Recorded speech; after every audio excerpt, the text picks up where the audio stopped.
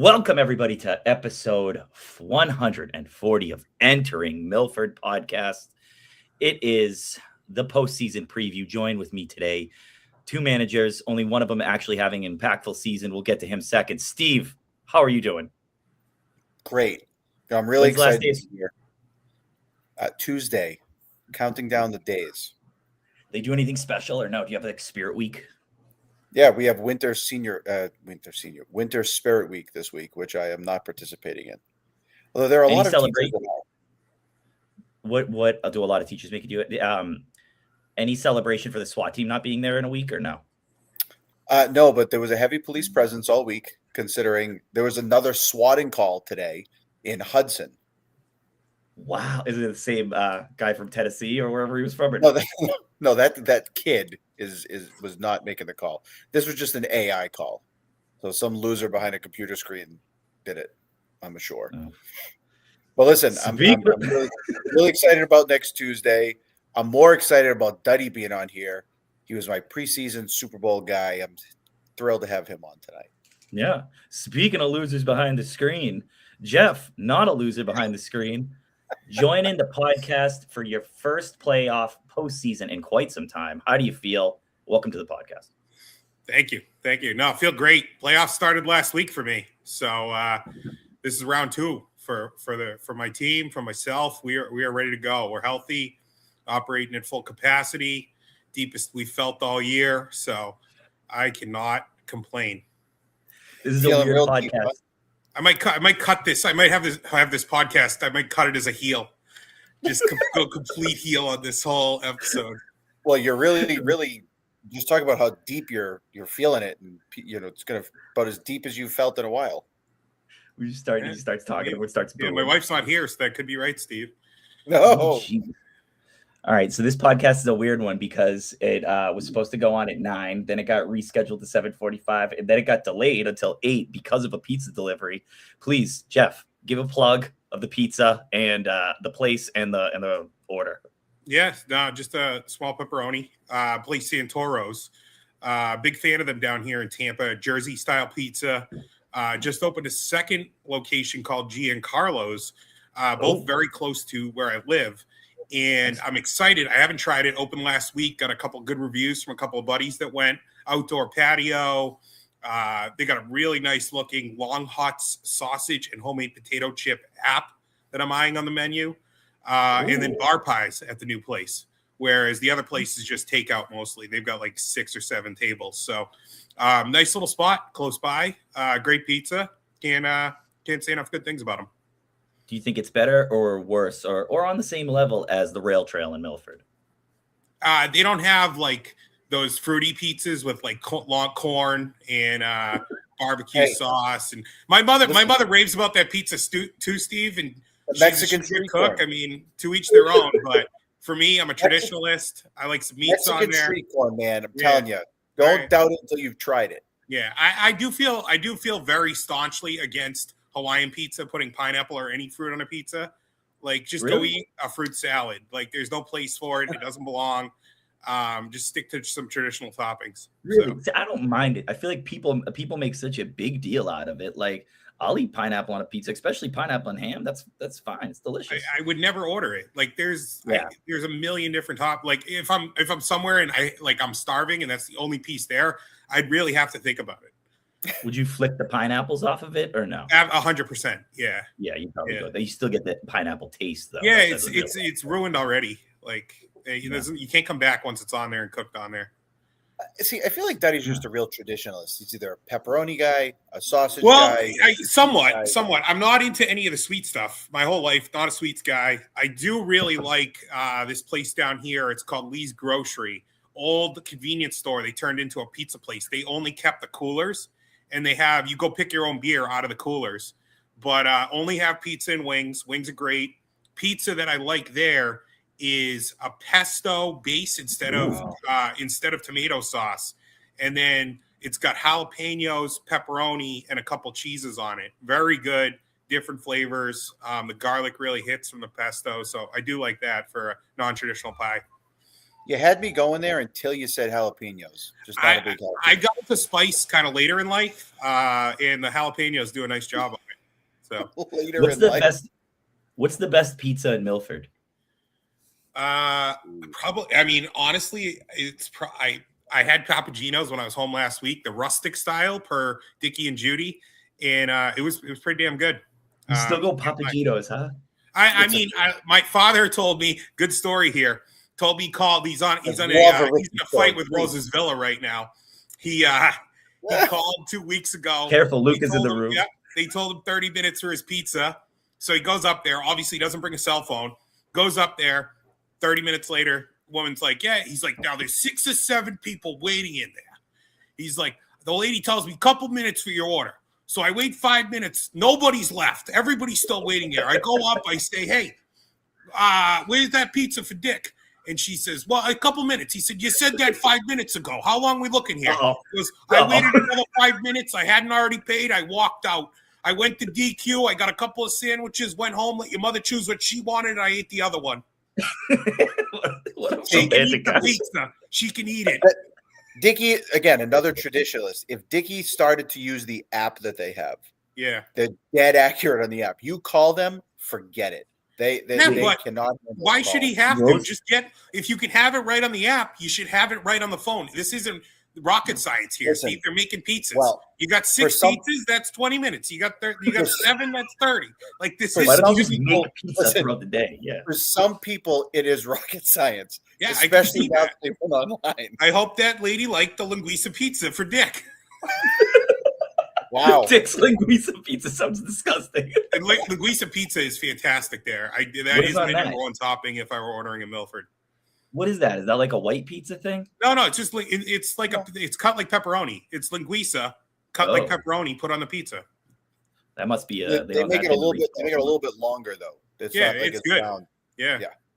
Would you guys ever eat a crab pizza? That's a big thing down here. I will say the best pizza I've had in Milford recently was Pat DeLuca's up at my father's draft.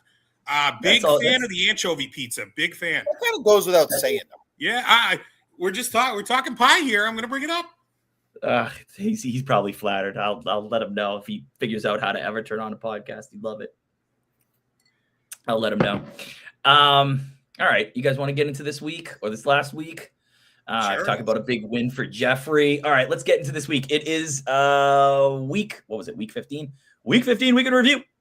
Let's talk about the boom of the week. It was Mike. Oh, let's talk about Mike first of all. Mike couldn't make the podcast, and his reasoning was he had a Christmas party that he forgot about. Where does that rank on worst excuses of all time? First of all, do any of you believe it? Is it believable? It's Mike. So the only way, Steve, go ahead. I absolutely believe that there was a Christmas party tonight, and I absolutely think he may have forgot. I actually think the thing he forgot about was that we were podcasting tonight, and that he had the Christmas party. He knew there was a Christmas party. Let's be honest, but I absolutely think he forgot that we were podding tonight, thinking that it was a different night with the Christmas party. Yeah. He's a real busy guy. You guys do podcast a lot of different days of the week all year, so that's pretty easy to screw that up. The only way I can believe that he forgot about it is it was like neighbor, friend. He didn't have it on his radar. Wife texts him at like 6 o'clock, like, "Hey, what time you got to be home? We got so and so's Christmas party tonight." That's the only way I believe it. Like if it was work, there's no way you forget about it. It's company. So yeah, it is. He still didn't even know until 7 o'clock. Like he just what is his title? Like chief people officer? Is that like the cheerleader for the company? He's probably like intimately engaged in this holiday party process.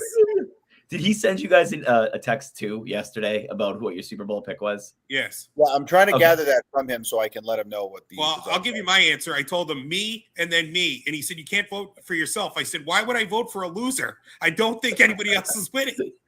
Okay, so I think he was definitely under the impression that we were podcasting yesterday and didn't have any idea. These days are tough around Christmas. They all blend in together. Yeah, he's lost track. All right, Mike with the boom of the week, 190.83. Mike and Dan each finished the year with 5 booms each. Mike enters the offseason with 19 booms all time. DeVita, the next closest with 14. So Mike sitting on a 5-boom lead going into the offseason. Do you guys, I have the highest boom of the year and the lowest boom of the year. The highest boom kind of easy because that's the highest score of the year. Anyone want to guess which one that one was? Somebody was in the 220s or 230s. Is that Lloyd? Yeah. I think Mike, when he beat me, might have been in the 230s. I'm not sure. Maybe it was No, Mike or Case. I don't know. Highest score of the year was Jeff Innes, 220 something in there. Wow. So you were the highest boom of the year.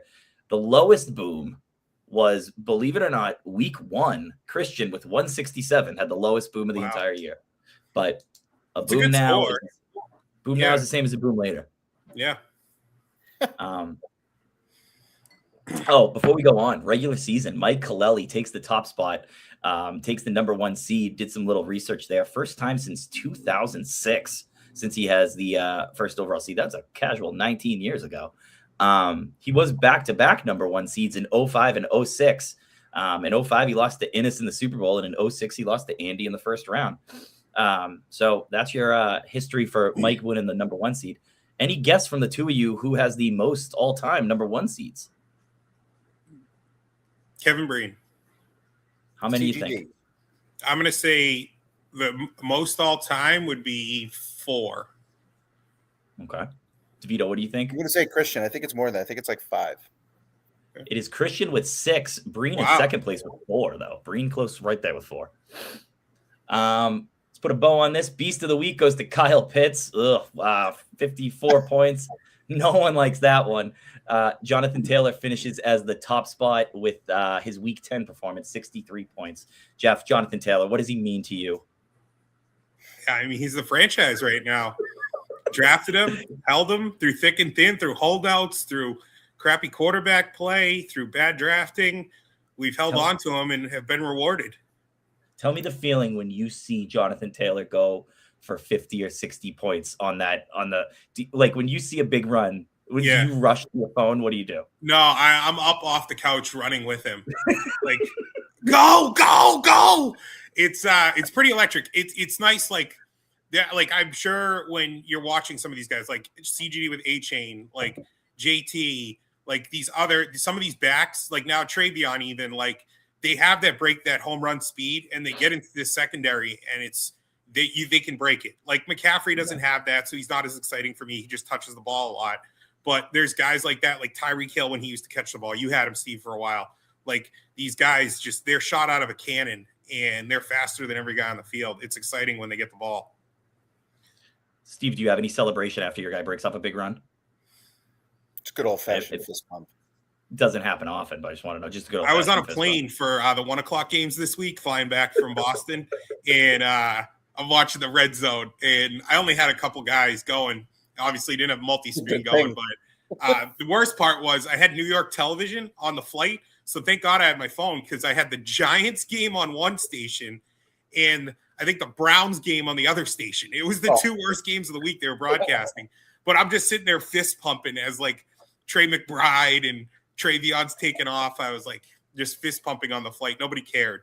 But the picture is going, let's go. Yeah. Just quiet to myself. Yeah. I'm just trying to get in the fantasy playoffs. I love this British shit. Exactly. This British shit.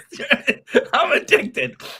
That's funny. That's so whenever, so after you're done with your celebration, you go. Do you ever just turn to Anna, just fist bump or chest bump or anything? She hasn't been around a lot during football this year, which has kind of been nice. She had big holiday gift market. I'll tell you, she will do stuff in the morning on Sunday. She'll go see a friend in the afternoon or something. She does now know, she doesn't always get his name right. I think she knows 2 guys on my team. She knows Christian McCaffrey. That's typically how she says it the first time until I give her a look. Good enough. And then she knows JT. I don't think she knows it's Jonathan Taylor. We haven't got into that, but she knows that those are the 2 big dogs. So Justin Timberlake. It's good enough. You got to get her to realize. You got to get her to remember like Lad McConkey. I want to hear her say with like Irish accent. Like that's like teaching AP Calc. She's gonna be like, you say Christian McCaffrey. It sounds like my grandfather used to pronounce Ortegas. And Rodgers and Ramses. The best was my dad. Remember Shane Victorino for the Sox? Like, yeah. They first pick him up from the Phillies, and he's like, I really like this guy in right field, Vic Torino. He like thought he was some giddy from the Plains, like Vic Torino. Hey, Vic. Torino. Hey, Vic, over here. Got a pretty good arm. He hits the ball. I like him. Ugh. Classic Dicky. Going deep goes to Travion Henderson with a 65-yard rush for the Patriots. Not enough for the Patriots to lose that one. Raheed Shaheed's 87-yard catch, the top one for the season, finishes as the ultimate going deep. All right, scoring log. Thank you very much. Scoring log is last week was 125. Any guesses for this week? I'm going to say higher. 132. That would be high. Yeah, there were some little games. I might have overshot. I might have prices right myself out of this. 128. I'm going to give you guys. What'd you say, Steve? 128. 128, 132. I'm going to give you guys another opportunity, and I'm going to let you know this was our highest scoring week of the season. Wow. Does that change your guess? No, I mean, it should. I guess. Yeah, 140. Steve, you stick it down around 128. 135. I'll go up a little higher. 138. Our highest scoring week of the season came in the very last week of the season. Good for us. Wow. We talked about the highest score of the season was Jeff with 122. Lowest score of the season was Casey with 46 points on week 13. Want to note that one. I love when these scores go final. How about the lowest winning score of the season? You want to know what that one was? Any guesses? The lowest of all time was the 65-63 debacle. That was last year. I pathetically beat you in week 1, Pete. Like, I like 98 to 92 or something, or 100 to 98. It was pretty bad. Jeff, that'd be my guess. Jeff's win over Pete week 1, 100 to 94 was the lowest winning score of the year. Was the only 100-point score. Everything 100-point win. Everything below that was a loss. Good for you, Jeff. We squeaked that out week 1. Yeah, and then I needed it. How about this one? The highest losing score. 165. No, I think this was a Spates one. It was even higher than that. What was this one? This was high. It was like, what was it, like 172, 173, something against stupid Larkin, like that? Maybe? Yeah. Yeah, they had a shootout. I'll put you guys out of your misery. It was week 5. It was DeVita over Larkin, 177 to 174. Yeah. That was crazy. Larkin was in real peril. We had week 5. He went 0-5, so that was his 5th loss. Wow. Unbelievable. Any notes on the season before we move on to the matchups for the postseason? No, I want to dive into this. I got some good things to say tonight. About the postseason. All right. Hearing them. Yes. How you want to do this? I would just say another great year. Everybody making moves mostly. Low scoring year compared to other years. So I think it's gotten better as the year's gone on, right? And I don't know what that's attributed to, whether defenses get figured out or, people get hurt and now you've got backups playing. But I think it's the scoring's gotten, well, for most of us has gotten better over the track of the season, the deeper we get. I think it's crazy how close the standings were this year. So, yes. I mean, 2 through 9, there were 3 games separating, right? The 2 seed from the 9 seed, and 2 seed from the 6 and 7 was a 2-game spread. Like that's kind of crazy to see that close of a mashup there. The points obviously were it's really obvious here with the point scoring. CJ's just on the outside looking in. A couple of bad losses, but he scored a bunch of points. But the overall standings, to your point, Duddy, like crazy close here. Not everyone, but most people were in this thing right up to the last 3 or 4 weeks, which is wild. Usually you have that separation and that 4 seed, for the last 2 or 3 weeks, you're looking at 1 or 2 guys. I mean, all the way down. Pete, like I know you finished 6 and 9, but you were still in this race, a week or 2 ago. Mm-hmm. So did you still feel like you were in the race a week or 2 ago, or no?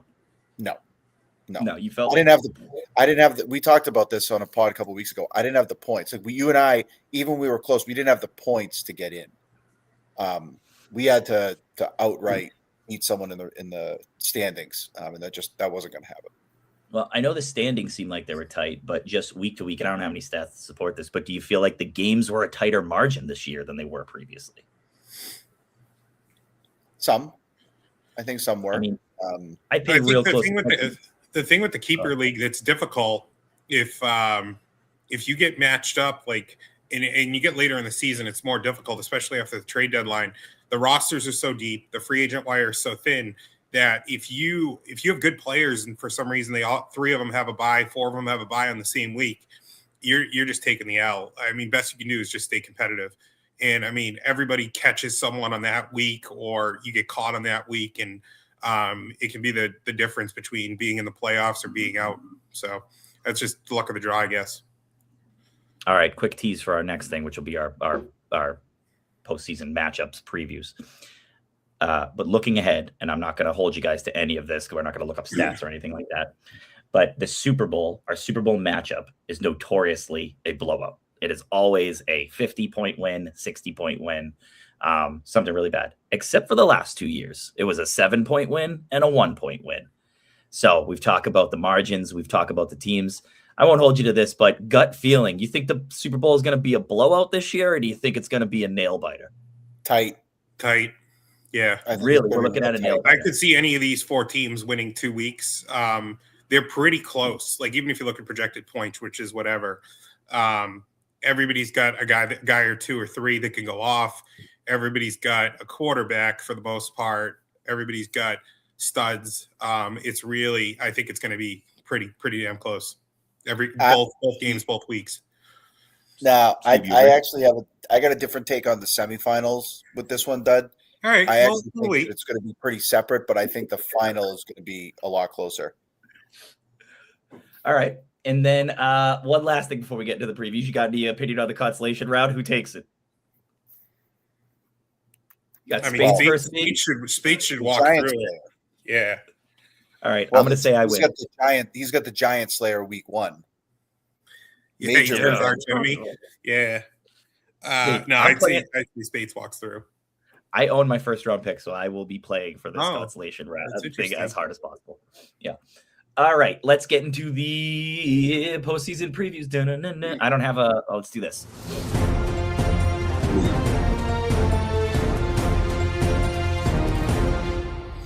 Is that the breaking news? Is that the breaking news for the presidential address tonight? I don't even, if you want to call it presidential, I'm not getting into that. Elect a clown, you get a circus. All right, which one you wanna go over first? The number 1 seed versus the 4, the number 2 versus the 3. I think we got. How do you normally do this? Highest seed. With the highest. Yeah, go with Mike's game. All right, how about this? I'll give a little preview on both teams, how they got here, and then you guys tell me what you think. Let's go with that. Number 1 seed, Mike Kaleli. How did he get here? Mike Kaleli has an 11-4 record. He's earned the number 1 seed for the first time in 19 years, as we talked about. Shout out to 2006. Mike Kaleli, number 1 seed. That was his year. It's probably pre-China. Mike started the season winning 4 in a row. He was kind of in first place wire to wire, I think. If not, maybe one of the first weeks he might have not had it. But anyway, wire to wire first. He finished the year winning 4 out of his last 5, only losing to Lloyd, which I guess can kind of be excused. Key losses this year, though. He lost to Christian. He lost to Lloyd in week 13. He did beat Jeff in their only matchup this year. Mike finishes the year as the second highest scoring team. He's at 149 points per game. And he's tied for the league lead in booms in 5. Guys, that is Mike Kaleli. Let's talk about Christian Dedarian. How did he get here? He's the number 4 seed. He finished 9-6 overall. He was 6th in the league in scoring, I think, if that's right at the bottom. Yeah, I think. 5. Anyway, whatever. 5. He started 6-2. He was settled into that 2 seed. He took on the 2 seed myth, the 2 seed curse the most of the year and did well. He ended up struggling towards the middle of the season and backing into the playoffs with wins over me and Breen. And he finally just grabbed the final seed with that. He faced the easiest schedule all year, and he's the only playoff team that doesn't have a top 15 score on the season. Ladies and gentlemen, it seems like David and Goliath here, but David is talking a lot of shit. Oh, sorry, Luca. A lot of trash. um, let's go. Christian, Mike, first round. Jeff, give it to me. You're the special guest here. Go. Oh, all right. I was going to concede. Appreciate going first. Steve, No. go first. So I correct me if I'm wrong. I think these two guys. Oh, the yeah, only it two, should probably be Steve, but whatever. Yeah, Right, no big deal. I'll keep it short. Let Steve elaborate. I think these two guys were the only two to hold first place in the league all year. Really? Yeah, because Christian held it early. I think he started 3-0. Yeah. Something like that. So interesting there. I think, for better or worse, I think Christian found a quarterback that he can play on a weekly basis. CJ Stroud looks decent. Drake May's got a tough matchup in Baltimore. I think those two could offset. Christian may even win that matchup. You're looking at the big dogs for Christian. If Bijan doesn't produce and A-Shane doesn't produce, I think he gets rolled. But if they come to play, I think Mike's beatable. Saquon hasn't had the big year. Puka Nacua is trying to bring podcasters or influencers into the locker room this week. It's a short week. Those short weeks are weird. Devontae's out. Maybe he gets more balls. Maybe he gets double covered. I don't know.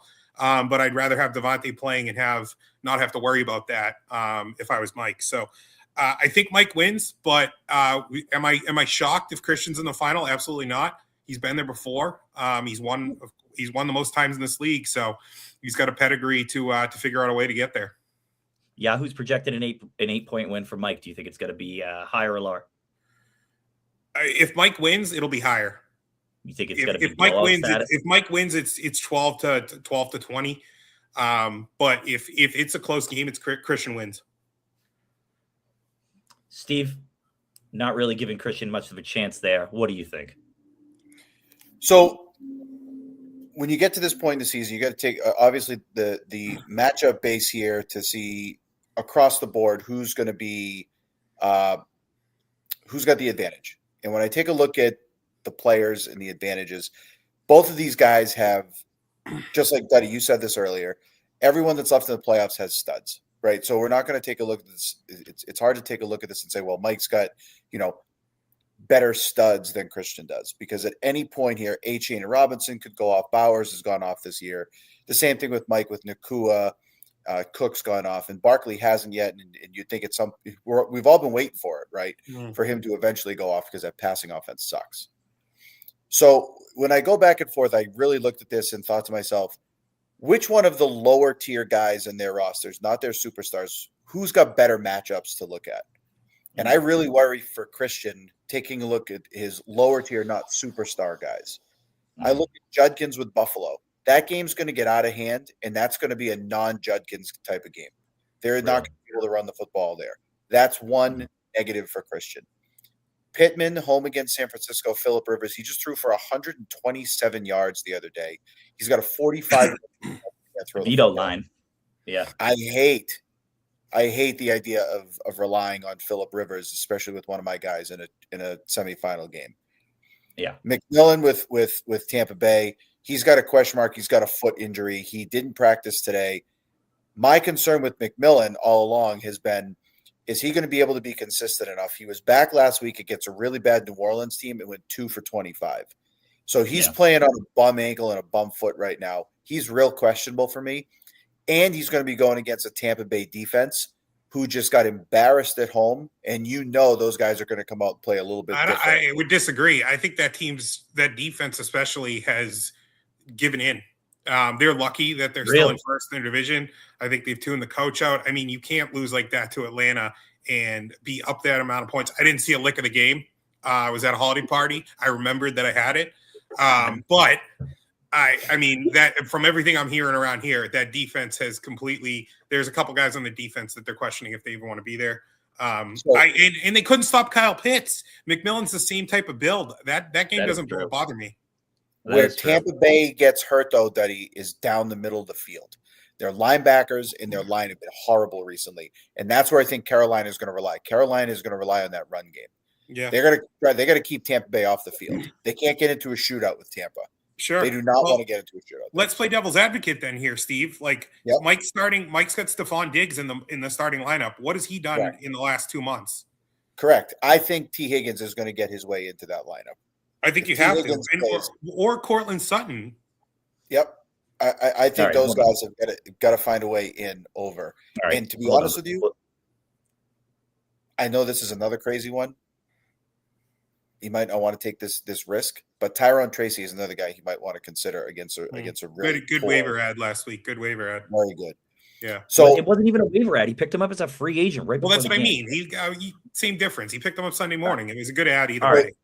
to finish this off, the lower tier guys for Clelly I like better. I like Metcalf a lot better in a game at Detroit, who has struggled to protect on their back end. I think Metcalf has a decent week. I think Chase Brown is going to have a nice week in the nice weather down in Miami. And ETN, I know Denver's been really, really good. They're really good against the pass, not so great against the run. I like ETN. He's a guy that's going to get fed a bunch. Mike's my pick this week, and I'll be honest with you, I don't think this is going to be that close. I got Mike plus 25 this week. I think he blows Christian out.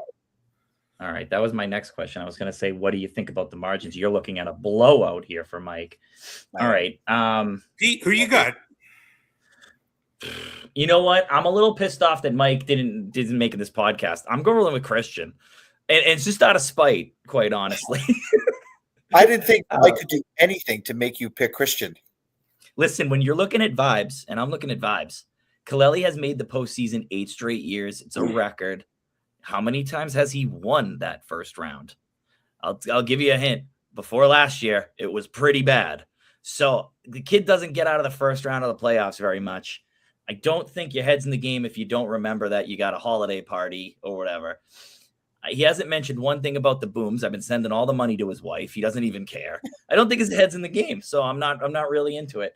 And you know Christian is locked in. Yeah, like exactly.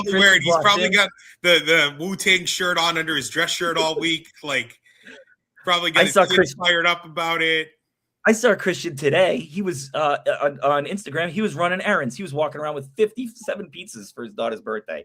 That takes commitment. You know, he to buy that much pizza. We're all talking about the love of pizza. I'm going with Christian in the upset.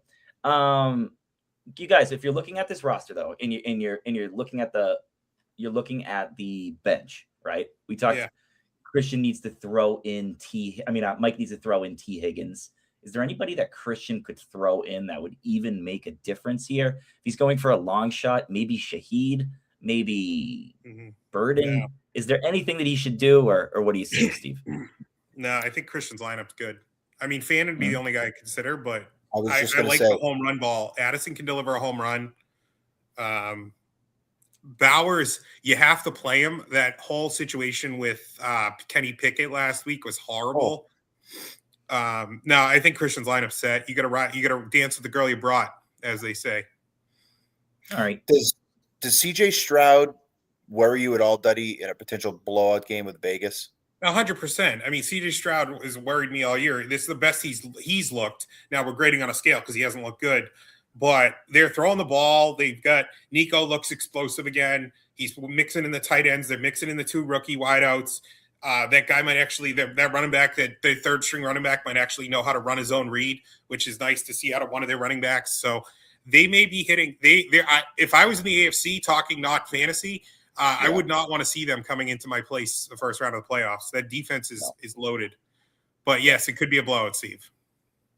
All right, quick answer here. If Christian wins on Tuesday morning, tell me somebody not named Bijan Robinson and Devon Achane. Tell me somebody Christian won because of Jordan Addison. You think Jordan Addison's the key here? Why? Against a really piss poor Giants team, and to Duddy's point, he's the real home run threat and boom option. Because McCarthy's just slinging it right now. Yeah. So. Yeah. I mean, he's not even looking. He's just fire in the football. So Addison he's not going to get. I don't know if it's the way he runs his routes or they're covering Jefferson, but I feel like there's like 2 to 5 games a year where the defense, like the secondary, just forgets about him, and it's like there's not even a guy in the freeze frame when he's catching the football for like a 60 or 70 yard score. So. And the scary thing, Duddy, he hasn't had one of those games yet. Yeah. Well, he can't drive a car, so he's out for a while because of that, but. Yeah. Chances Mike Kaleli wins this game. Let's go. We think 80%, 70% up there, pretty good, right? Yeah. No, I'm going like 60. Okay, 60. Yeah. Now, okay, so let's say 60 is the minimum. Let's say Puka Nacua Thursday rolls his ankle first half of the game and is out for the rest of the game. Oh, Mike's chances go from 60 to what? 50-50. Yeah. Really? Yeah. He Puka needs to plays have that much of a role. What's the minimum he probably need? I feel like if I'm Mike, I need to get at least 20 out of Nacua tomorrow night. So Thursday night tells And that's a lot. on the low end. And if Puka doesn't blow up, if Puka doesn't get 20, where's your panic level at 1 to 10? 10 being like, I mean, it depends. If he's 15 or more, I'm not panicking. I'm not loving it, but I'm not panicking. I don't like it. I feel like I'm in pretty panic mode if he's 15 or under. He's gonna get fed though. He's gonna. I mean, maybe it's 8 catches for 60, and that's still what 14 points. So I think he's gonna get catches. It's just a matter of how many times or if he defines the end zone. See, the thing is that Adams, when he was there, and he's not going to be tomorrow night, he was the red zone target for Stafford. Yeah. This is going to go back to Nacua. Nakua's going to get 5 or 6 red zone targets. Yeah, I think that game's a slugfest. It could be a running game too, so it'll be interesting. It should be a good game. I love good Thursday games. I'm actually interested to see what the weather is. Yeah, that's true. It's been really crappy up there. Last question: if Nacua goes out with like a 0, or he plays him and he's got a 0, is there anything that Mike can even do? Yeah, he needs Josh Allen not to steal any touchdowns from Cook. Yeah, because Cook's awesome. You just pray. That's it. Yeah. You can't make any personnel moves. You just got to hold on. You can't. No. All right. So here's the forecast in Seattle for tomorrow night. Let's hear it.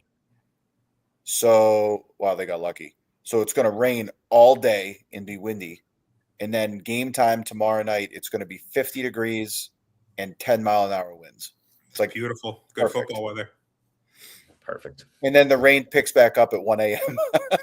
There's like a 6-hour window of no rain. That's all we need. All right, so you two guys have Mike in a big win. I'm picking Christian in an upset, and I think it's because Mike's head's not in the game. Let's go on to the next game, the number 2 seed, Dan Larkin against the number 3 seed and pizza orderer Jeff Innes. Let's start with Lloyd. How did he get here? It's a 9-6 record. It started with an 0-5 record to start the season. He ripped off 9 straight wins to sweep the league, something that hasn't been done since 2021. Dan won and lost to all 3 playoff teams this season, which I think is kind of weird. Wow. Split with Christian, split with Mike, and split with Jeff. Dan was the 3 seed last year. He's the 2 seed this year. So this is the highest postseason ranking this franchise has ever had. Congratulations to Dan. That's another notch in his belt. He's the highest scoring team with 152 points per game. Ties with Mike with 5 booms. He ended the season with the 7th hardest schedule, but that's what happens when you're near the top. So Lloyd, number 2 seed after an 0-5 season, just absolutely miraculous. Jeff Innes, how did he get here? Jeff finished the year 9-6. Believe it or not, he was 4-5 after 9 weeks before winning 5 of his last 6 games. And the only game that he really lost there was the one to Casey, which was an absolute fluke in week 14. Even Casey admits that probably shouldn't have happened. So I'm going to say Jeff's on a 6-game winning streak then the season. He has 2 wins over Christian, a loss to Mike, but that week 15 win over Lloyd to have him make the dance was probably the biggest win of the season. Jeff, you were last in the playoffs as a number 4 seed in 2021, and you won the whole thing. But this is only your 2nd playoff appearance since 2016, which is hard to believe. Do you realize that? Yeah, if I make the playoffs, I win it. Or otherwise, I'm on the bottom. 2nd playoff appearance since 2016. Unbelievable. Jeff, you were the 5th highest scoring team this year, and you ended up with the 3rd hardest schedule. So you had the hardest schedule out of anybody in the playoffs. Ladies and gentlemen, Dan Larkin, Jeff Innes. Who do you want to go to first? Jeff, it's your matchup. You want us to be going to first? Nah, I want Steve to go. Steve, give me your outlook on this one.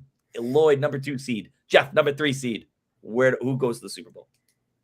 Injuries galore this week in this matchup. CeeDee's fine. He's going to play. He's just sick. Early week. That's not a problem. Devontae, I don't see him playing. And even if he does play, Do you feel good if you're Lloyd putting him in there as a guy who's been doubtful and talking about a bad hamstring? I don't feel good about that. So he's going to have to come out. What I'm is not the exactly sure. what is the tactic that Dan's doing? He's doing the Brian Casey tactic of just putting everybody in as whatever the highest projected score is. I'm assuming there. The guy almost broke his leg on Monday night or whatever it was, Sunday. Well, if he's doing the highest projected scores, then Drake London should be in his lineup right now. Yeah, I think Yahoo caught up to his games. Yeah. Christian Watson, that's another guy left with a chest injury. They said he, quote, should be good to go. Do you really want to be playing a guy who had a chest injury this past week? And now, real interesting question mark that's on the table is Rashee Rice. And there's two things about this that really concern me if I'm Dan. First of all, Patrick Mahomes is done for the season, right? Mm-hmm. Are the Chiefs going to pack it at this point and not risk Rice with a head injury, putting him in against a real low Tennessee team? Or are they going to send him back out there if he clears the protocols? Again, another thing that potentially could scare me. If you had concussion symptoms earlier this week, he goes out there, he gets popped by someone in Tennessee, he's done. Dan has a plethora of question marks across the board and a lot of things he's going to have to answer. We talked about him. He's just like a plug and play guy. He's got so many superstars. You could just plug him in, not have to worry about it. Now he's got some question marks in the semifinals, which is something that he did not want to have to take a look at here. Go over to Duddy's side. You got Javonte Williams with the neck injury. Hold on. You're doing so good. I want to know. I got follow-up questions here. Okay. If you were the manager of Lloyd's team right now, would you start Rice? Would you feel confident playing him in that game? I wouldn't feel confident playing him. No. Okay. You would move and then let's look at Lloyd's bench. And you got that in front of you. It looks like he might need 3 options according to what you're saying, right? Might need to consider 3 options. Rank the top 3 options. Give me 1, 2, 3. Where are you looking for first if you have to sub somebody in? Breece Hall, got to get him in there against New Orleans. Okay. If Drake London's playing, he has to be in there. Yeah. And then I actually think Kenneth Gainwell's got to be in his lineup. Interesting. Go Gainwell in the long shot if break glass in case of emergency. I think it's going to be a shootout with Detroit. Detroit's going to score a lot of points. Pittsburgh's going to be behind. Jaylen Warren essentially becomes a non-factor there. Gainwell gets in. Rodgers loves to dump it off. I could see Gainwell find a way to get an easy 14, 15 points in that matchup. That's a pretty decent floor for Lloyd.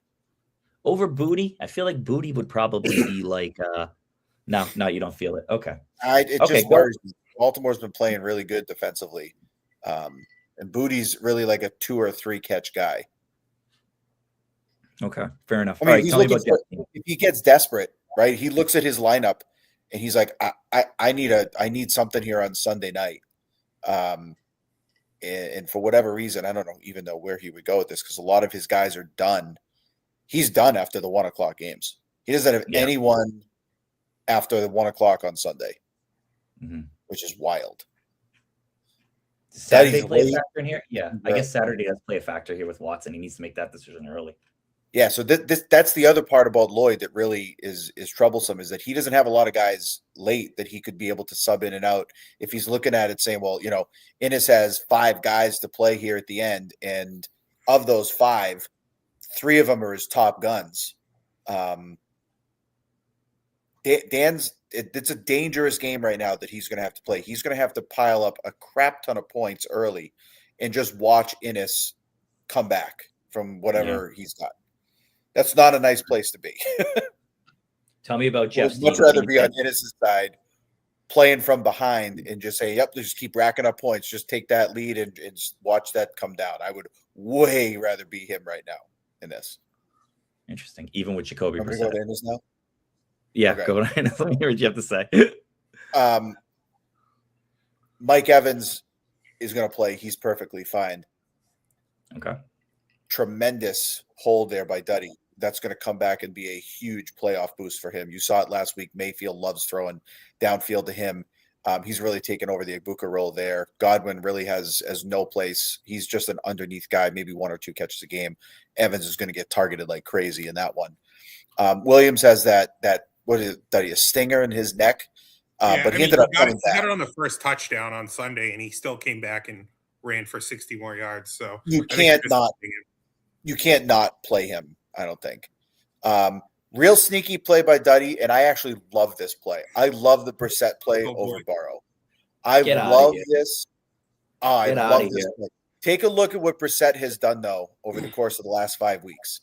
He is I about got as it. I got it. consistent as a cornerback as he has been. He has been 20-plus points every single week, and that's because the Cardinals suck, and they throw right. the ball 50 times a game.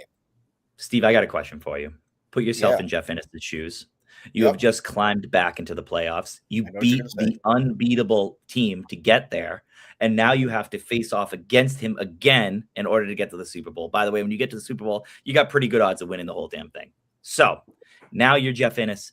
You're sitting there. You're going to play Jacoby Brissett with the season on the line.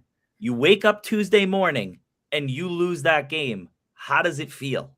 You ask yourself, Yep. what? You're willing to run that risk? I think in this situation, Duddy has two things to look at.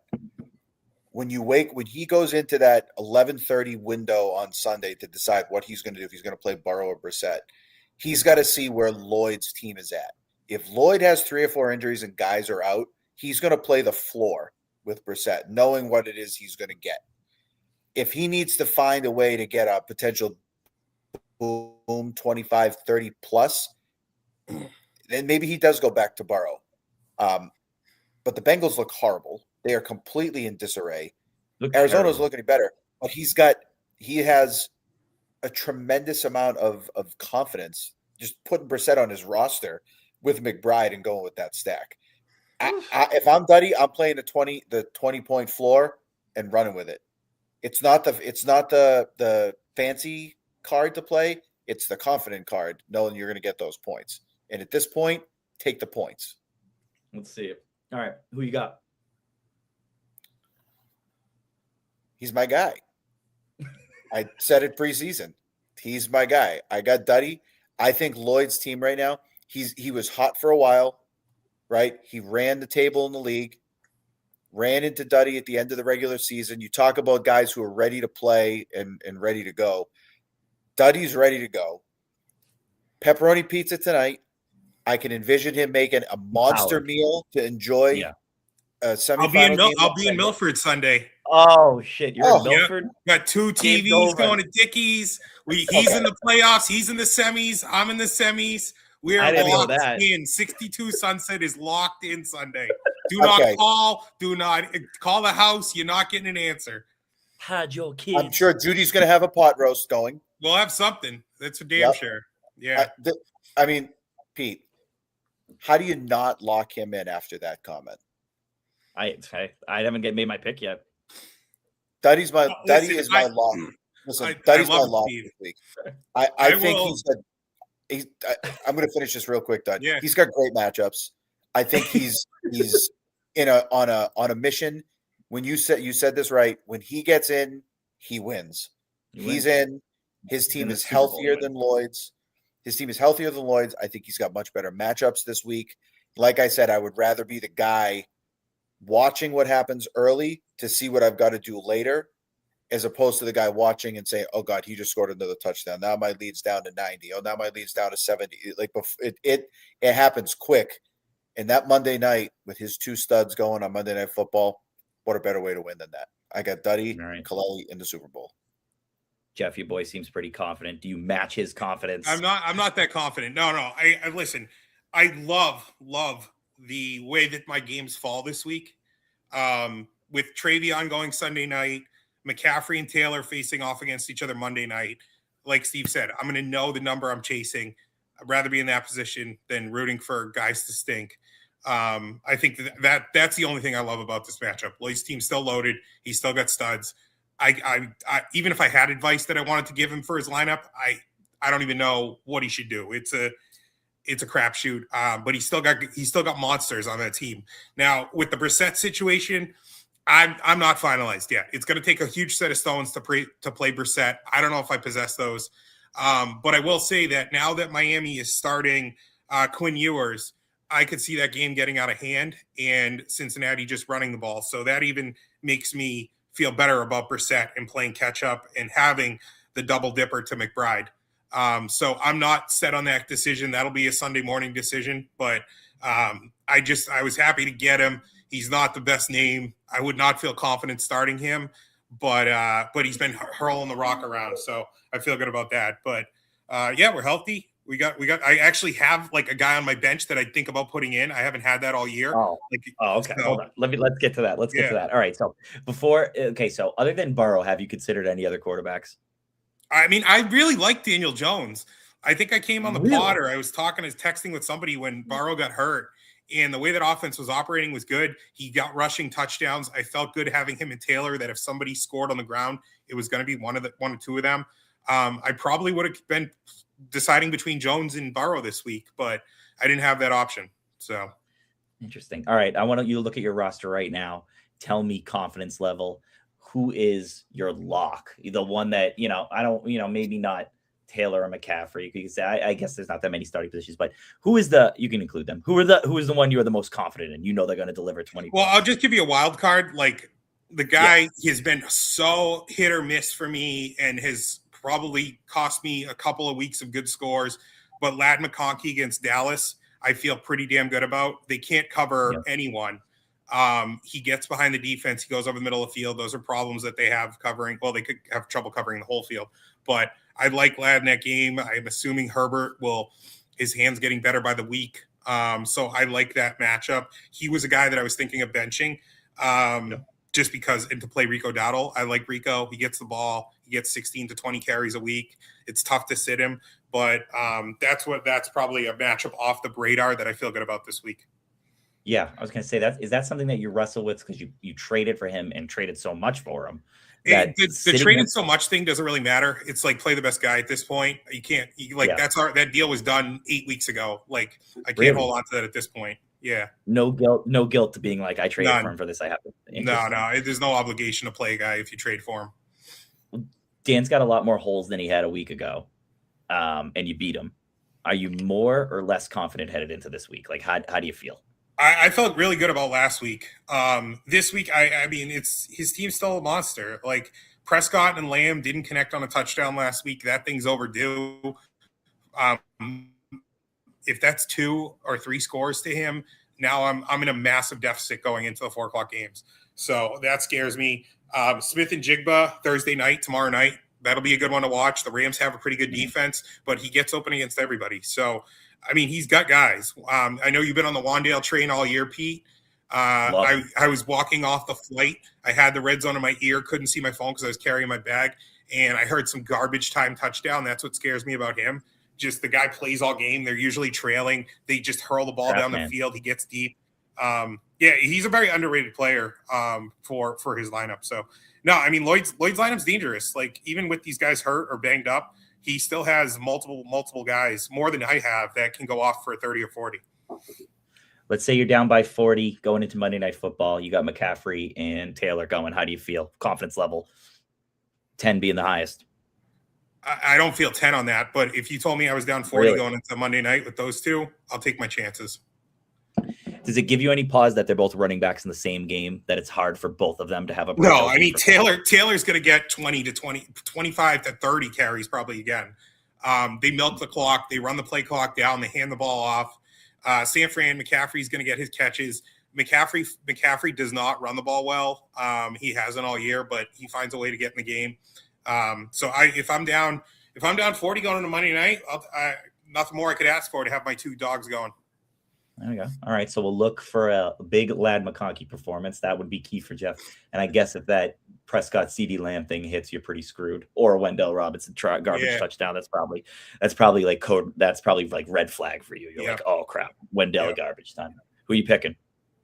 Myself. I'm ready to go. Picking you. I'm winning this All right. thing. I'm picking you as well. My boy Jeffrey, who I did pick since the beginning, although I picked you against Lloyd in the Super Bowl. I picked you to win against Lloyd in the Super Bowl. That's not going to happen. So I'm going to pick you against Lloyd in this round. That makes my Super Bowl matchup Jeff versus Christian. Jeff, what does that make yours? You against Mike? Me against Mike, yeah. Steve, you have Kaleli and Innes as well? Yep. You guys want to make Super Bowl picks, even though we will rejoin for a podcast next week and the week after. But high level, if you're looking at Mike and Jeff, I think we're all leaning Jeff. Is this a podcast sweep here? Steve. I certainly am. I think, Steve, you're the only one in question. No, he's not in question. Had me from I the already told beginning.